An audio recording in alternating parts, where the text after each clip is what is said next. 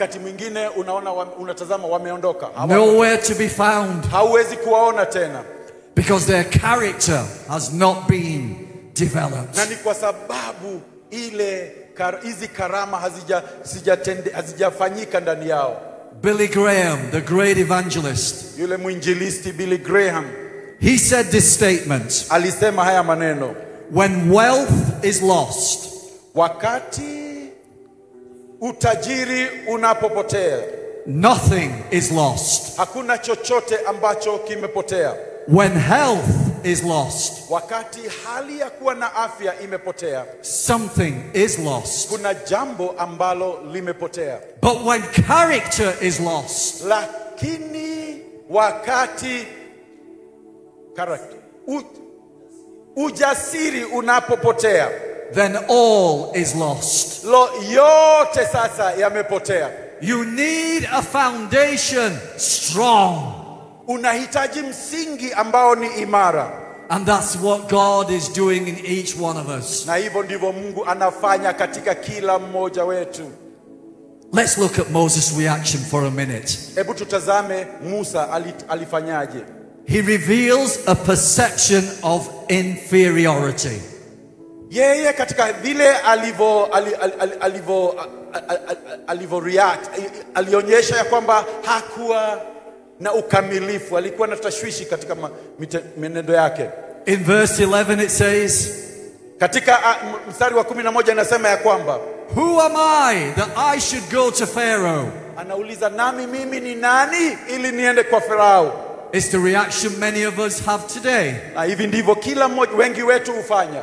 But that shows a lack of who you are in Christ. Lakini hili linaonyesha upungufu ya vile wewe ulivyo ndani ya Yesu Kristo. And it shows a lack in the trust, your lack of trust in God. Na inaonyesha upungufu wa kumtumainia Mungu. And even though Moses is asking these questions, na hata kama Musa anauliza haya maswali, even though he's doubting what God wants him to do, na hata wakati anatashwishi kwa yale ambayo Mungu amemuita afanye, God shows himself still so merciful. Mungu bado anaonyesha ambaye wakarama kwake. In the next verse, verse 12, mstari ambao unafuatilia wa 12, God says to Moses, I will surely be with you. Mungu akamwahidi ya kwamba kwa hakika nitakuwa pamoja nawe. I am here to say to you this morning, ninahitaji nikwambie siku ya leo, as you step out in God, unapofanya hatua ndani ya Mungu, as you make those steps which may seem scary, unapochukua yale hatua ambazo zinashtua, as you start to do something for the first time, unapoanza kufanya mambo katika hali ya kwanza, siku ya kwanza, God would say to you this morning, Mungu siku ya leo anakuambia, I will surely be with you. Kwa hakika nitakuwa pamoja nawe. Fear not. Usiogope. I said fear not. Nasema usiogope. It may seem scary. Labda litakuwa ni la kuhofisha. You may seem frightened. Utajisikia kama uko na hofu. But the God of all the universe, lakini Mungu ambaye anatawala ulimwengu mzima, the one who made his plans for you before you were born, yule ambaye aliweka alikupangia hata kabla hujazaliwa. He makes you a promise this Sunday morning. Amekuahidi hii siku ya leo. Fear not. Usiogope. Fear not. Usiogope. Fear not. Usiogope. Fear not. Usiogope. I am with you. Maana niko pamoja na wewe. Amen. Amen. Hallelujah. God said to Moses, naye Mungu akamwambia Musa, Moses, you want to know my name? Musa, unastahili ujue jina langu. Do you want to know who I am? Unajua mimi ni nani? then let me tell you, Kama unataka kujua mimi ni nani, wacha nikwambie. I am Alpha and Omega. Mimi ndiye mwanzo hadi mwisho. I am Jehovah Jireh. Mimi ndi Jehova Jireh. I am the God from the beginning. Mimi ni Mungu kutoka mwanzo. I am the God at the end. Na mimi ni Mungu katika mwisho. I am the God who made you. Mimi ndiye Mungu aliyekuumba. I am the God who formed you. Mimi ndiye Mungu ambaye alikufanya. Moses, Musa, I am that I am. mimi ndiye yule. I am that I am. Mimi ndiye yule. All of his names, Haya ya mengine yote, all of God's titles, majina mengine yote ya Mungu they can be summed up in this one phrase. yametoka msingi wake ni hili maandiko, haya maneno. Do you want to know who God is this morning? Siku ya leo ungependa kumjua Mungu ni nani? Then your answer is this. Hivyo inakubidi ufanye hivi. I am that I am. Sikiza hili ya kwamba mimi ndi yule. And that is all you need. Hayo ndio tu unastahili, That unahitaji. is all you need. Hayo pekee ndio unahitaji. That is all you need. Hayo pekee ndio unahitaji. So why did God ask Moses that question? Na kwa nini Mungu alimuuliza Musa hili neno? Why does he ask you that question this morning? Mbona asubuhi ya leo anakuuliza hili swali leo? Let me give you the answer. Wacha nikupatie jawabu. It wasn't to find out something he didn't already know. Hakuwa anampatia hili jawabu ili ajue yale ambayo hakuwa anajua mwanzoni. God wasn't waiting to see what Moses had in his hand. Lakini Mungu alikuwa anakusudia Mungu atambue ni nini kilicho mikononi mwake. How many know God knows everything? Wangapi wanajua Mungu anaelewa kila jambo? He was asking the question Alipokuwa anauliza hili swali, to draw Moses' attention alikuwa anauliza hili swali amuelekeze Musa to what was already there. kwa yale ambayo tayari alikuwa amepanga. What Moses needed Ile Musa alikuwa anahitaji was already there. ilikuwa tayari mikononi mwake. I said it was already there. Yale yote Musa alikuwa anahitaji, yote yalikuwa kwa mikono yake. So many of us today, Wengi wetu siku ya leo we are looking everywhere. tunatafuta kila mahali. God, what do you have for me? Mungu, uko na nini changu? What have you given me? Umenipatia nini Mungu? And God says to you, Lakini Mungu atakwambia siku ya leo, look tazama in your hand. mikononi mwako. I said, look Nasema tazama, in your hand. tazama mikononi mwako. It's already there. Liko pale tayari. It's already there. Tayari liko. Here's the problem. Hii ndio shida sasa. Some people in the church of God, Watu wengi katika kanisa la Mungu they are trying to look in somebody else's hand. wanatazama mikono ya wenzao. What is in your hand? Wanatazama ni nini kiko mikononi mwako? And God says, no, no, no, no, no. Na Mungu anasema hapana, unakosea. Stop looking at your brother. Achana na mikono ya ndugu yako. Stop looking at your sister. Achana na mikono ya dada yako. Stop looking at that person. Wewe achana kutazama mikono ya yule mwingine. Stop looking at that person. Wacha kutazama mikono ya yule mwingine. It's already there. Tayari liko mikononi mwako. Get your eyes back on this. Ile Mungu alihitaji ilikuwa mikononi mwake, alikuwa ameweka mikononi mwake. Oh Lord. Hallelujah. What's in your hand? Je, ni nini kiko mikononi mwako? Growing up in my younger years, Wakati mimi nilikuwa mdogo, I have served the Lord in various positions in church. nilikuwa nimemtumikia Mungu katika hali tofauti kanisani. And I thank God for the opportunities throughout the years. Na ninamshukuru Mungu kwa yale ambazo zile nafasi ambazo ameshanipatia katika maisha yangu, to serve the Lord in various ways. ili nimtumikie katika hali nyingi. This is the beauty of God. Ndio urembo wa Mungu. God knew Paul Morris intimately. Mungu alimjua Paul Morris katika hali ya undani. And when I got to the age of around about 40 years old, na miaka ilipoendelea nikafika miaka tuseme kama 14, I knew there was still something I had not yet accomplished in God. Nilijua kuna jambo ambalo ninastahili kumfanyia Mungu. And I was asking the Lord, na nilikuwa ninamuuliza Mungu, what am I supposed to be? Ninastahili kuwa wapi mimi Mungu? Where am I supposed to be? Ninastahili niwe wapi? And at the age of 41 years old, na nilipofikisha miaka 41, the Lord opened an opportunity.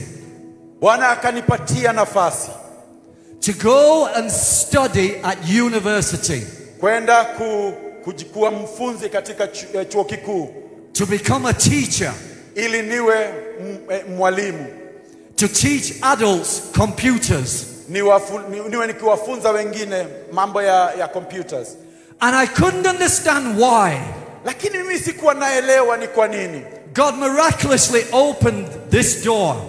Mungu kwa njia ambayo ni ya miujiza akafungua huu mlango.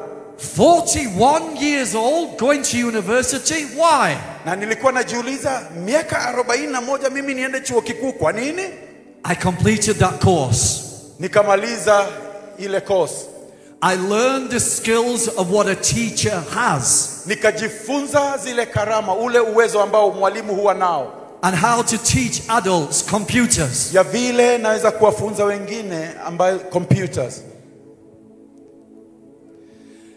And almost on the final week of my course, na ilikuwa karibu ile wiki ambayo ni ya mwisho katika chuo kikuu, the Lord spoke into my spirit. Ndio Mungu akaninenea katika roho yangu. And he said to me, Paul, akaniambia Paul, after 3 years of learning how to be a teacher, baada ya miaka 3 kujifunza hali ya kuwafunza wengine hali ya mashini za computers, I am now going to use you to teach my people the word of God. Sasa niko tayari kukutumia kufunza watu wangu neno langu. And suddenly I knew. Na wakati ule, now I knew the reason why. Nikajua ni kwa nini aliniweka katika ile hali. Now I knew what was in my hands. Nikatambua ni nini lililo mikononi mwangu. And it is my greatest joy and delight. Na ni furaha yangu katika maisha yangu. To use what I have in my hands. Ninapotumia kile chombo ambacho Mungu ameniweka katika mikono yangu. To serve the kingdom of God. Kutumikia ufalme wa Mungu. And to teach people his words. Na kuwafundisha wengine neno la Mungu. Whatever strange path you may be on. Labda wewe umepitia njia ambayo ni tofauti. When God is ready. Wakati Mungu akiwa tayari. And when you are ready. Na wakati wewe ukiwa tayari. He will say to you. Atakunenea. This is what is in your hands. Hili ndilo lililo mikononi mwako. Now use it to deliver my people. Hebu litumie kuwakomboa watu wangu. When God gives you what he's given you, wakati Mungu anachokupatia kile ambacho anakupatia, he will put his anointing on it. Hapo atakumiminia mafuta yake. And when he puts his anointing on it, na wakati upako wake uko ndani ya juu yake, your natural becomes supernatural. Hallelujah. Yale ambayo ni ya hali ya ubinafsi yanakuwa ni ya hali ambayo si ya ubinafsi, ni ya Mungu. God says to Moses, Mungu akamwambia Musa, what is in your hands? Nini kilicho mikononi mwako? And Moses gives the answer. Na Musa akampatia jawabu. It's just a rod. Akasema ni mti, ni kijiti. It's just a stick. Ni kijiti, ni mti. It's just a piece of wood. ni kijiti tu. But God says, watch what that will be when I anoint it. Haleluya. Naye Mungu akamwambia, hebu tazama nitakavyofanya wakati nikimwagilia mafuta. God would say to you this morning, Na Mungu anakuambia siku ya leo, that piece of wood, hilo chombo, hicho kijiti mikononi mwako, that you think is nothing, yale ambayo hicho unachofikiria si cha muhimu sana, is about to take on a supernatural anointing. Haleluya. Hivi karibuni kiko tayari kupokea upako ambao ni wa kutoka kwa Mungu. In Moses' hand it was nothing. Kwa mikono ya Musa ilikuwa ni chombo ambacho ni chombo cha kawaida. But in God's hand it became supernatural. Lakini kwa mikono ya Mungu kikakuwa na hali ya nguvu za Mungu. It's the same with you. Ni vile vile na wewe mwenyewe. You are about to fulfill the purpose of God. Hivi karibuni uko tayari kutimiza makusudi ya Mungu maishani mwako. With what he has already given you. Na ni kupitia kwa kile ambacho tayari ameweka ndani ya mikono yako. But now it carries the anointing. Lakini sasa kiko na upako wa Roho Mtakatifu. It is going to be supernatural. Itakuwa na nguvu za Mungu. That staff in his hand, kile kijiti mikononi mwake, would be used to turn into a snake in front of Pharaoh. Kile kijiti kikiwa na upako kitatumiwa kugeuka kuwa nyoka mbeleni mwa Farao. That same stick, kijiti kile would be used to part the Red Sea. Kitatumiwa kutengeneza njia katika ziwa. That same stick, kijiti hicho would be used to defeat the Amalekites. Hicho kitatumiwa kuangusha Waamaleki. As Moses held it up, wakati anapokiinua juu, then the battle was won. Vita zitashindaniwa. There are times when God kuna wakati Mungu simply wants you to hold up what you've got. Kuna wakati Mungu tu yale anakusudia ni wewe uinue ambacho ameweka mikononi mwako. Wakati ule, then the victory will come. Kuna wakati utakuja, ukombozi utakuja. Then the victory will come. Na hivyo ndivyo miujiza utakuja. Then people will see the supernatural of God. Na watu wataona utendakazi wa Mungu. In the Bible, katika Biblia, you will see there are others kuna wengine that also use what was in their hand.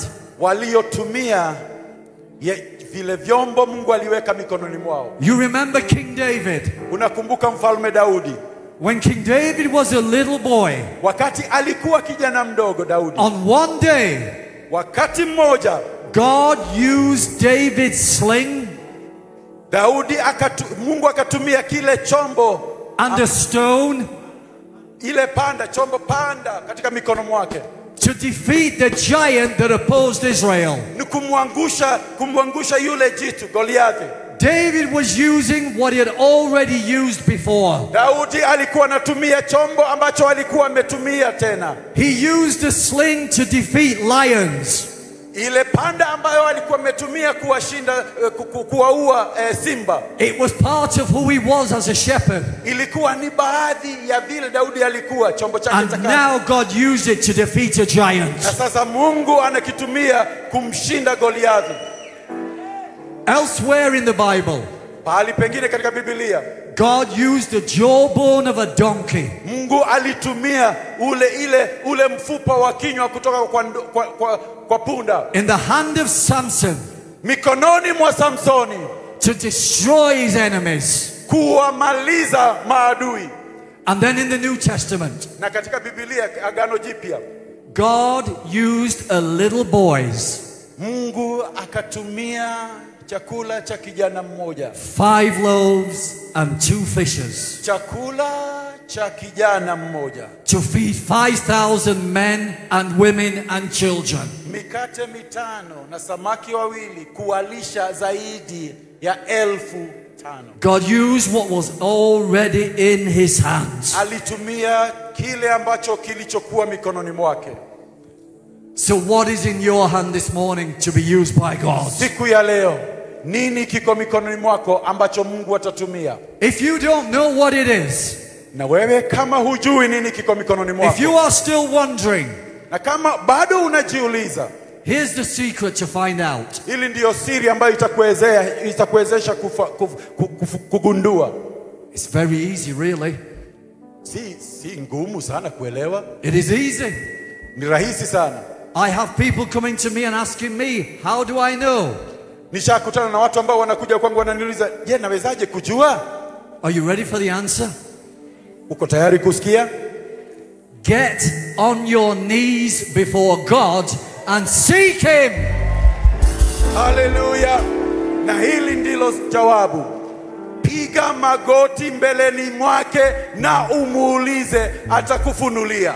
Too many people. Kuna watu wengi. Too many Christians. Wakristo wengi. They are going around asking everybody else. Wanatembea hapa na pale wakiuliza kila mtu, what is my gift? Je, karama yangu ni gani? What is in my hands? Lakini nini kiko mikononi mwako? And God says, son, na Mungu anasema ya kwamba, ebu kijana wangu, daughter, we mtoto wangu, come with me to the secret place. Ebu kuja pamoja nami katika chumba cha siri. Spend some time in my presence. Jifungie pale katika uwepo wangu. Seek me. Ebu tafuta uso wangu. And you will find. Na utafunuliwa. Knock. Go, bisha. And the door will be opened. Na mlango utafunguliwa. That's the way you find out. Hivyo ndivyo utagundua. Some of us don't want to do that. Lakini wengi, kuna baadhi yetu hawataki kufanya hivyo. But you will never know until you do. Lakini usipofanya vile hutawahi kugundua ama kutambua. What God has placed in your hand, yale Mungu ameweka mikononi mwako, is already linked to who you really are. But already imeshikanishwa na kusudi yale Mungu amekuitia. I was already a teacher before I was a teacher.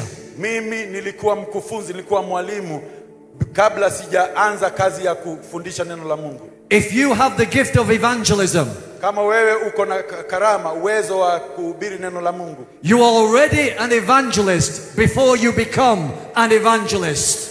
Kama wewe uko na karama ya mwinjilisti, ile karama ulikuwa nayo hata kabla hujakuwa mwinjilisti. The gift is already in you. Karama already iko ndani yako. It was put there by God when you were born. Mungu ndiye aliweka ndani yako. I'm coming to near the end. Naja kumalizia. It's important when you find out what is in your hand. Ni la muhimu unapogundua kile ambacho kiko mikononi mwako, that you immediately surrender it back to God. Unapogundua ule wakati ule unapogundua uyakabidhi kwa Mungu. Sometimes when we find out what it is, wakati mwingine tunapogundua ni nini, we want to go around telling everyone. Tunakusudia kwenda kila mahali kutangaza kwa kila yeyote ambaye ana masikio kusikia. Did you know I'm an evangelist?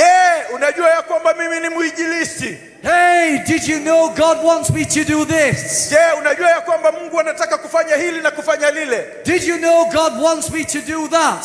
Unajua ya kwamba Mungu anakusudia nifanye lile? Instead of doing what God told Moses to do, badala ya kufanya lile ambalo Mungu alimwagiza Musa kufanya. In verse number 3 of chapter 4, mstari wa 3, mlango wa 4, where God said to Moses, Mungu alipomwambia Musa, you know what is in your hand.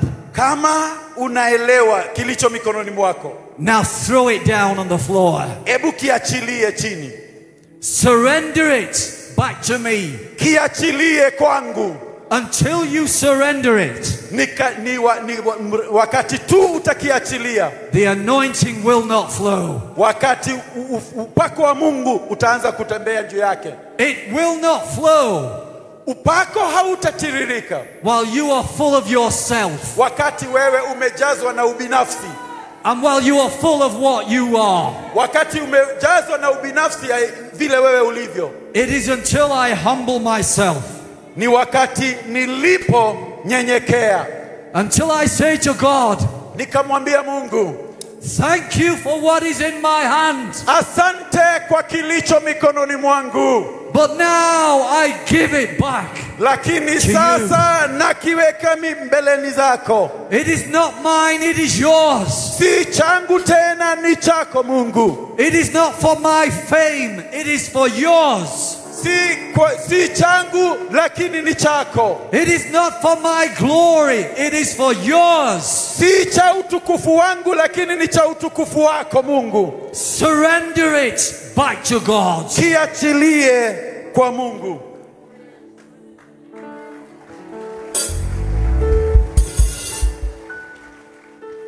Lastly, Tukimalizia, let me give you a warning.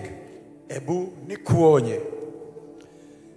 Be careful how you use what God has put in your hand. Ebu kuwa mwangalifu kwa vile unavyotumia kile ambacho Mungu ameweka mikononi mwako. Use it as He intended, not as you think. Ebu kitumie kulingana na vile anavyotarajia, lakini si kulingana na vile unavyofikiria. In Exodus chapter 17 and verse 5, Kutoka mlango wa 17 mstari wa 5, the Lord said to Moses this, Mungu akamnenea Musa akamwambia hivi, you shall strike the rock, ugonge jiwe and water will come out of it, na maji yatatiririka, so that the people may drink. ili watu wanywe. Utanenea jiwe. So God tells Moses to use the rod to strike the rock. Akamwambia atumie kile kijiti, ule mti kugonga jiwe. When Moses was obedient, the miracle happened. Wakati Musa alitii, muujiza ikatendeka. The water came out. Maji yakatiririka. But sadly, Lakini kuna kitu. in Numbers chapter 20 and verse 7, Katika kitabu cha Hesabu 20 kuanzia mstari wa 7 kufikia 12. the Israelites are again wanting water. Wana wa Israeli walikuwa wanahitaji maji. And God takes them to another rock. Na Mungu akawaelekeza kwenye jiwe lingine. But instead of striking the rock with the rod, lakini badala ya kuigonga ule mwamba na ule mti ama kile kijiti, God said, Moses, speak to it. Mungu akamnenea Musa akamwambia, unenee mwamba. But Moses didn't do that. Lakini Musa hakutenda vile. He again used the rod to strike the rock. Akatumia kile kijiti kuugonga mwamba. God said, no, Moses, I didn't tell you to do that. Mungu akasema ya kwamba, Musa, hukunisikiza. Sikusema uligonge jiwe, nilisema ulinenee. Just because it worked last time, kwa sababu jana ilitenda kazi, doesn't mean it's the same this time. haimaanishi Mungu atatumia vile vile siku ya leo. Don't use it when I've told you not to use it. Usilitumie ninaposema usilitumie. Because Moses was not obedient, Kwa sababu wakati ule Musa hakuwa mtiifu. the Bible tells me, Biblia inaniambia kwamba God said to Moses, Mungu akamnenea Musa akamwambia, because of your disobedience, kwa sababu hukunitii, you will not enter the promised land. hutaingia katika ile utaingia kwenye nchi ya ahadi. Think about that for a minute. Hebu fikiria yale. Moses was using what God had put in his hand. Musa alikuwa anatumia chombo ambacho ni Mungu aliweka mikononi mwake. And it had worked the last time. Na wakati wa kwanza, wakati mbeleni kilikuwa kimefanya kazi vile. It produced a miracle last time. Kilileta miujiza wakati wa kwanza. But God did not tell him to use it this time. Lakini huu wakati hakumwambia Musa akitumie vile. Are you listening to me? Unanisikiza? For some of us here this morning, kwa mtu mmoja ambaye yuko hapa siku ya leo, it is not about what is in my hand.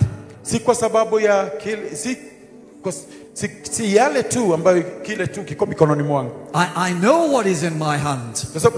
Kwa sababu najua kilicho mikononi mwangu. For some of us here this morning, kwa wengine wetu siku ya leo,